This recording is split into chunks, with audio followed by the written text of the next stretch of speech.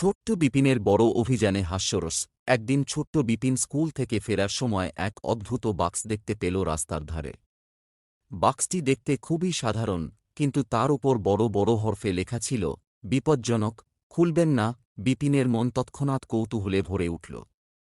বিপজ্জনক ভেবে সে হাসল। আমার মতো সাহসী বাচ্চা কি? বিপিন বাক্সটি খুলতেই ভেতর থেকে বেরিয়ে এল এক ছোট্ট রোবট।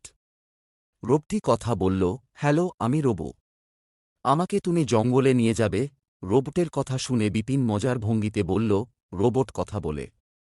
আমার নতুন বন্ধু রোবোকে তো নিয়ে যেতেই হবে। বিপিন রোবোটিকে নিয়ে জঙ্গলে চলে গেল। সেখানে তারা এক অদ্ভুত গুহার সামনে এসে দাঁড়াল।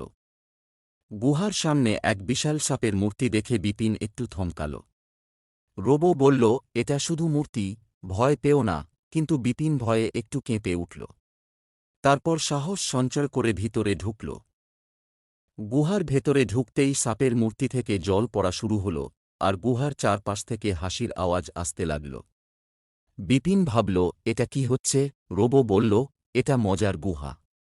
এখানে সবাইকে হাসিয়ে তোলার জন্য এই বড় হাস্যরসের বিপিন এবার হাসতে লাগল আর বলল, এটা তো দারুণ মজার। আমি ভাবছিলাম থ্রিলিং কিছু হবে, কিন্তু এটা তো মজার অ্যাডভেঞ্চার হয়ে গেল। শেষে গুহা থেকে বেরিয়ে এসে রোবো বলল, ধন্যবাদ বিপিন, আমি খুব মজা পেয়েছি।